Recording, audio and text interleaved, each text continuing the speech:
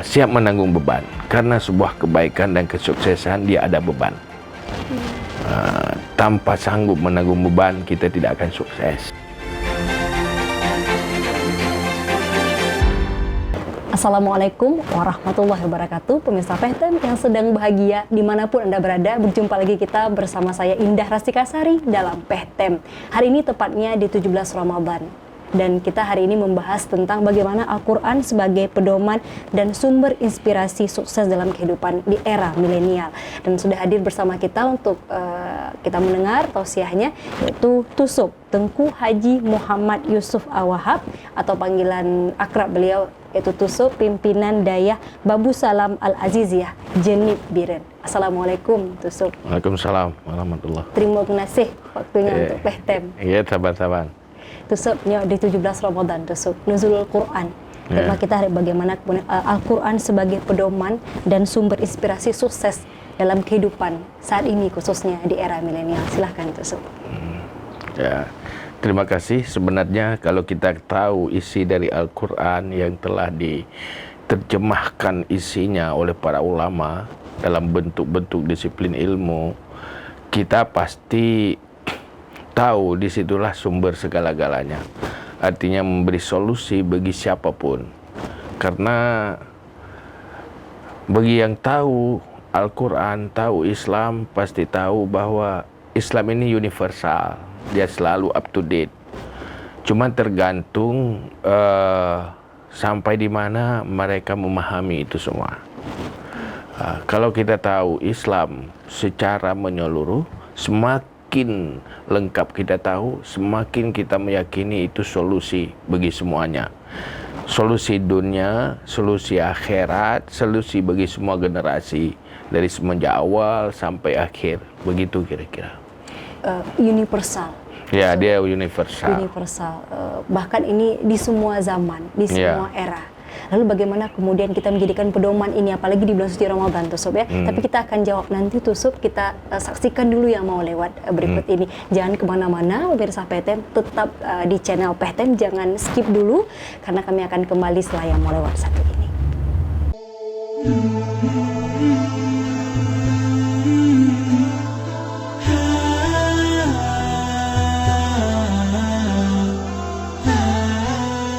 Assalamualaikum warahmatullahi wabarakatuh.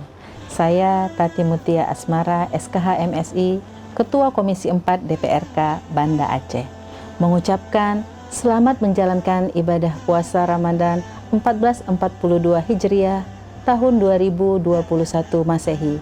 Semoga pada Ramadan kali ini kita semuanya melaksanakannya dengan baik, sehat, dan insya Allah kita menjadi hamba Allah yang bertakwa. Wassalamualaikum warahmatullahi wabarakatuh. Assalamualaikum warahmatullahi wabarakatuh. Saya Tengku Haji Muhammad Yusuf Abdul Wahab, pimpinan Dayah Babu Salam Al-Aziziyah Jenib Biren, mengucapkan selamat menjalankan ibadah puasa Ramadan 1442 Hijriah, bertepatan dengan 2021 Masehi. Semoga dengan menjalankan ibadah puasa menjadikan perjalanan hidup kita menjadi perjalanan ke syurga untuk bahagia selama-lamanya. Wassalamualaikum warahmatullahi wabarakatuh.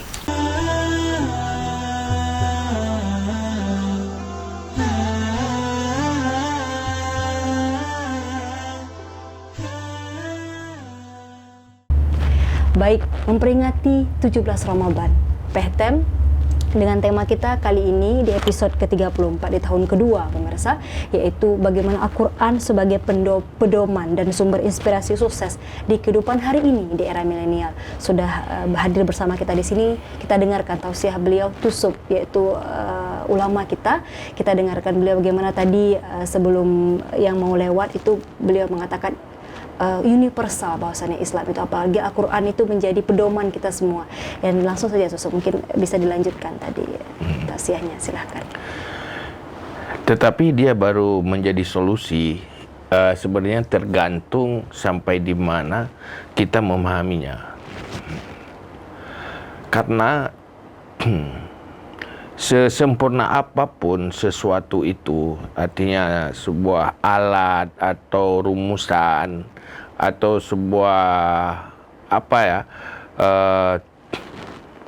sebuah solusi, pemikiran-pemikiran itu sangat tergantung sampai di mana kita memahaminya. Tergantung cara pandang kita. Cara pertama, cara memahami kita dan cara pandang kita. Untuk pemahaman yang benar, untuk cara pandang yang benar, kita harus memahaminya secara benar.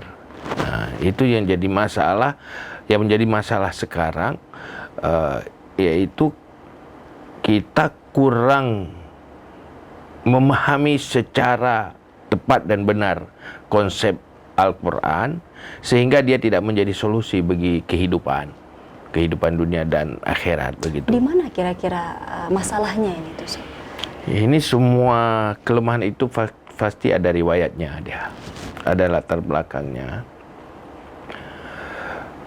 Kita tahu bahwa generasi kita ini generasi yang terlalu sibuk dengan hal-hal yang membuat kita terlupakan untuk mendalami Islam secara memadai. Nah, ini yang menjadi persoalan, dasar persoalan. Malah jangankan memahami Islam secara memadai, memahami Islam secara dasar pun masih dipertanyakan. Sehingga Muslim tidak tahu tentang Islam. Tanya lale dengan budurnya. Lalo ya, lalo. Karena orientasi jih mungkin hanya jelas, orientasi udip hanya jelas. Juga mungkin juga fungsi dunia pendidikan kita juga kurang ke sana. Penting dari orientasi kita dulu. Orientasi didukung dengan sistem pendidikan. Sistem pendidikan, baik pendidikan formal atau pendidikan di lingkungan dan rumah tangga. Begitu kira-kira. Jadi hal yang sangat menguntungkan, kita tidak mampu memfungsikannya karena kita tidak tahu tentang itu. Kayak seorang punya komputer, punya laptop, tetapi dia tidak tahu apa isi di semuanya dan bagaimana mengoperatkannya. Akhirnya dia membuat disfungsi. Di saat dia disfungsi karena berada di tangan yang tidak mampu, maka dia tidak akan menjadi solusi. Begitulah persoalannya. Maka yang perlu, ayo kembali pahami, cari solusi di sana, insya Allah kita akan dapati. Dalam Al-Quran kemudian apa yang bisa, maksudnya dalam era hari ini, khususnya di era milenial, bagaimana kemudian sumber inspirasi kita, pedoman kita itu bagaimana? Kita tahu pertama Islam memberi paham kepada kita apa orientasi dari hidup ini. Apa masa depan itu. Maka ada dalam Al-Quran, wal tanzur nafsun ma qaddamat lighad.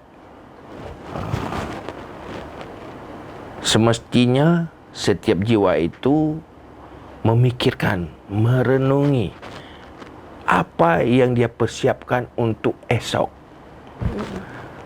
Jadi ada dua kata, hari ini, esok.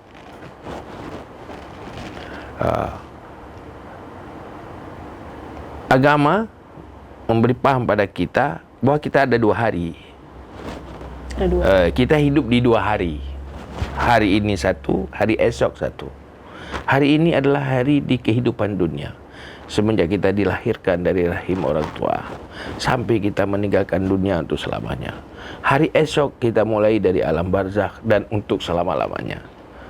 Maka orientasi hidup hari ini adalah untuk berinvestasi untuk hari esok, masa depan yang lebih baik. Hari ini untuk esok. Untuk esok. Bagaimana cara memfungsikan hari ini supaya bermanfaat untuk hari esok? Itulah hadirlah konsep agama lewat Al-Quran yang isinya kemudian diramu oleh para ulama dalam bermacam disiplin ilmu. Ilmu-ilmu inilah yang dangkal dipahami atau kurang ada semangat untuk memahami itu. Akhirnya Islam terpuruk, umat Muslim terpuruk, Muslim tidak bisa merencanakan masa depannya yang lebih baik karena dia tidak tahu atau keterbatasan tahu tentang isi yang ada dalam Islam. Dia hanya memahami Islam hanya persoalan ibadah, ya persoalan-persoalan salat, puasa, tetapi persoalan kehidupan kadang-kadang ini kurang dipahami. Maka kita tahu bagaimana strategi Rasulullah dulu di dalam mendakwahkan Islam. Pertama, dia mendakwahkan pertama tentang tauhid, tentang ketuhanan, tentang hal-hal yang gaib yang tidak mampu dideteksi oleh panca indera manusia. Saya memberitahu bahwa manusia itu tidak sama dengan makhluk yang lain. Tidak hanya cari makan, lanjutkan keturunan. Manusia itu diciptakan untuk selama-lamanya. Punya masa depan yang tidak ada batas. Dunia menentukan masa depan itu bahagia atau celaka. Maka di era apapun, siapapun yang lahir di dunia, kapanpun, itu mazra'ah lil akhirah. Ad-dunya mazra'ah lil akhirah. Dunia ini lahan investasi akhirat, berinvestasi ke sana. Cara berinvestasi itulah ada dalam disiplin keilmuan Islam. Dalam Al-Quran tuh Sob, seperti apa lagi kemudian dituliskan mengenai bagaimana kita hidup di era sekarang tuh Sob, karena kan seperti tuh Sob katakan tadi, kita kadang justru lalai tuh Sob dengan kehidupan hari ini, katakan di era milenial. Pertama, dalam Al-Quran sudah diingatkan, yaitu wal yakhshal ladina law tarak khalfihim dzurriyyatan dhi'afan khafu 'alaihim. Kita harus khawatir jangan sampai meninggalkan generasi yang lemah yang dikhawatirkan atas nasib mereka. Jadi diperingatkan dalam Al-Quran. Mereka harus generasi yang kuat. Pertama dimulai oleh kuat pemikirannya, kuat keilmuannya, dan kuat kepribadiannya. Itu yang dididik. Kuat keilmuannya dengan mencari ilmu, kuat kepribadiannya dengan mendidik akhlak mereka, membina etika mereka, dan juga kuat orientasi hidupnya. Harus kuat dalam segala hal. Maka amalan-amalan dalam Islam itu berfungsi untuk memperkuat itu. Di saat mereka meninggalkan amalan-amalan diperintahkan, itu akan membuat semuanya jadi lemah. Karena hal yang paling merusak manusia itu dua hal. Pertama fahsya, yang kedua mungkar. Sesuatu yang keji, yang kedua kemungkaran. Keji dan mungkar. Kita kan tahu inna salata tanha anil fahsya'i wal munkar. Salat itu mencegah manusia jauh dari kekejian dan kemungkaran. Maka generasi yang paling dikhawatirkan adalah generasi yang selalu dekat dengan kekejian dan dekat dengan kemungkaran. Tak jauh dia. Kenapa dekat? Karena nggak ada pencegah. Maka meninggalkan salat salah satunya generasi itu hal generasi meninggalkan salat itu yang sangat dikhawatirkan.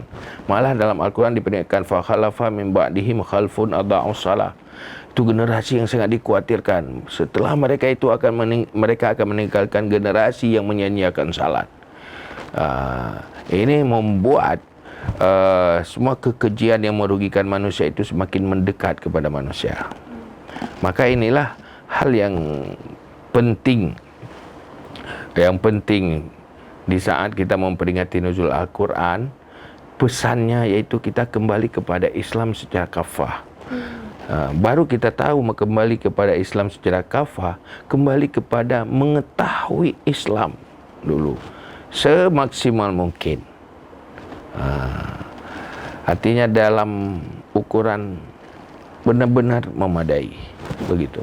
Bagaimana kemudian kita bisa memaksimalkan Al-Quran, Tusuk? Apalagi ini di bulan Ramadan, ini sudah di pertengahan malah Tusuk. Cepat sekali, tidak terasa rasanya sudah akan akhir. Bagaimana kita bisa memaksimalkan Al-Quran, membaca, memahami, mengetahui, itu bagaimana Tusuk secara mendalam? Pertama bagi yang tidak mau supaya mau dulu. Mau dulu. Kata supaya kunci mau. Yang pertama Tusuk. Mau dulu. Iza sahat minkal iradah arsyadta lil hiyali. Kalau benar-benar kamu benar-benar punya kemauan, kamu akan dapat solusinya. Niat ile. Niat rencana ile. Rencana. Rencana ile betul, niat ile betul. Menyokana niat yang betul, yang cara akan menumpak solusi jih akan na. Itu dulu. Yang kedua, faktor pendukung. Sudah payah ada kemauan, ada dukungan. Dukungan iaitu ialah kehadiran orang-orang yang punya ilmu. Dekat dengan ulama. Dekat ulama. Majelis ilmu. Dekat dengan majelis ilmu, serius mencari itu dan merasa beruntung dengan itu. Cuma persoalannya sekarang ialah seperti kita katakan tadi. Sudah tidak tahu, tidak mau tahu. Yang kiban menjadi kondisi lagi itu seperti apa? Ini ada persoalan kita kalau kita orang yang bergerak di bidang dakwah itu kita introspeksi diri, mungkin ada kelemahan di dakwah kita. Ada kelemahan di dakwah ini adalah ketidaksuksesan dakwah kita. Mungkin yang perlu kita introspeksi dulu, kita evaluasi di mana kelemahan-kelemahan kita supaya untuk memperkuat. Maka salah satunya bagaimana dakwah itu menjangkau ke semua ruang-ruang kosong itu. Mereka bukan tidak mau, tetapi karena tidak tahu mungkin. Orang yang tidak tahu sulit untuk mencari tahu karena memang tidak tahu. Maka ini tugasnya orang yang tahu untuk memberitahu kepada yang tidak tahu. Setelah mereka tahu, mereka mau mungkin. Maka disitulah kenal maka sayang, tak kenal maka tidak sayang. Jadi harus tahu dulu. Harus kenal. Maka dakwah menyebarkan supaya mereka tahu, ini hal yang penting. Membuat mereka beruntung. Ini salah satu momennya Tusuk. Jadi pemirsa PTM juga apa kemudian yang Tusuk ingin sampaikan, khususnya ini 17 Ramadan, nuzulul Quran juga sebagai pedoman kita Tusuk Al-Quran ini. Bukan hanya hari ini bahkan, tapi juga nanti sampai seterusnya seperti yang kita katakan tadi. Pertama kita belajar, pertama pesan saya ya, kita diperintahkan Al-Quran selalu belajar dari pengalaman masa lalu. Belajar dari masa lalu. Belajar dari kesalahannya supaya tidak salah lagi. Belajar dari yang benarnya supaya lebih benar lagi. Kita kalau benar-benar mampu belajar dari masa lalu, kita insya Allah masa depan akan lebih baik. Itu memang pesan dalam Al-Quran. Itu yang pertama. Yang kedua, mari kita evaluasi masa lalu kita yang salah itu, di mana kemudian kita robah itu untuk ke depan lebih baik. Maka hal yang paling penting dalam kehidupan ini dua hal. Pertama, menyesali kesalahan masa lalu. Yang kedua, siap menanggung beban untuk melakukan kebaikan yang lebih baik ke depan. Menanggung beban. Siap menanggung beban, karena sebuah kebaikan dan kesuksesan dia ada beban. Tanpa sanggup menanggung beban, kita tidak akan sukses. Jadi butuh pribadi yang tangguh. Maka untuk menyesali kesalahan masa lalu, kita harus punya pemikiran yang diisi oleh pengetahuan, supaya kita mampu melihat masa lalu yang salah itu. Di mana salahnya? Setelah sadar tentang kesalahan, kita menyadarinya, sehingga timbul sebuah penyesalan. Disitulah awal kesuksesan manusia. Cuman kadang Tusuk ketika kita sudah menyadari, kita sudah mencoba hijrah Tusuk, tapi mungkin letak godaan Tusuk dalam perjalanan jih. Bagaimana kemudian ketika kita di posisi itu Tusuk, kita sudah berusaha, katakan sudah niatnya nih, sudah ada, tapi dalam perjalanannya Tusuk. Itu ambil contoh aja kanak-kanak. Kita walaupun jatuh bangkit lagi. Kalau tidak jatuh itu luar biasa. Kalau jatuh itu biasa. Tapi jangan pernah tidak bangkit lagi. Semakin kita banyak terjatuh, semakin banyak bangkit, semakin banyak salah, semakin banyak tobat. Maka salah satu tipe orang beriman itu dikatakan Rasulullah, orang beriman itu al-mu'min kasumbulah. Orang beriman itu seperti sumbu lampu. sumbu lampu. Sumbu lampu. Sumbu lampu yang api menyala itu. Katanya lampu yang Panyat. Panyat. Panyat, Sumbu Ustaz. lagi panyat. Qad yafi'u hinan wa yamilu hinan. Kadang-kadang dia ada, sekali-sekali dia padam. Tapi nyalakan lagi kalau sudah padam. Kadang-kadang dia jadi mereng, hampir padam. Itu kadang-kadang ada. Tetapi kemudian dia akan tegak lagi. Begitulah. Tak mestinya semua kita secara keseluruhan tak pernah tergoda, tak pernah lemah. Yang penting kalau bersalah, jangan lupa membayar kesalahan itu dengan kebaikan-kebaikan. Maka konsep orang beriman yang diajari oleh Nabi salah satunya itu ittaqillah haitsuma kunta watmi sayyatal hasanata tamhuha. Takut olehmu kepada Allah di mana saja, kapan saja, dan selalu ikuti kesalahan dengan kebaikan yang bisa membayar kesalahan itu. Caranya ada pudik banyaknya tusuk dengan Pudik tetap pudik banyak walaupun rap-rap len pudik si. Kalau chat lah pulau. Yang web pakai kalau sana puhu itu akan gelap. dekat dengan Ada Allah gelap Ta'ala. sebentar enggak apa-apa. Sebentar nggak apa-apa. Ya, memang begitulah kondisi. Perjalanan hidup ini penuh liku-liku, sering terdampar pada kenyataan yang tidak pernah kita bayangkan sebelumnya. Itu memang hal biasa. Kembali dekat dengan Tetapi ulama, bangkit lagi, majelis cari ilmu jalan. tadi. Iya, dekatlah selalu dengan ulama. Dekatlah selalu dengan ilmu, cintai ilmu. Belajar lagi Tusuk ya. Ya, belajar terus-menerus. Di bulan ini Tusuk, bulan Ramadan apalagi yang ingin Tusuk sampaikan kita agar kita maksimal sekali Tusuk dalam kita menjalani ini Tusuk, karena belum tentu mungkin kita tidak tahu apa yang akan terjadi ke depan Tusuk. Ya, tumbuhkan semangat bahwa jadikan Ramadan ini Ramadan yang terbaik selama hidup kita. Begitu. Jadikan yang terbaik. Jadikan Ramadan ini yang terbaik dari Ramadan-Ramadan yang pernah kita jalani. Jadikan yang terbaik. Masya Allah. Ini luar biasa kesempatan bagi saya Tusuk, bisa langsung mendengar tausiah dari Tusuk. Tapi terima kasih banyak Tusuk waktunya sama-sama. untuk Pehtem.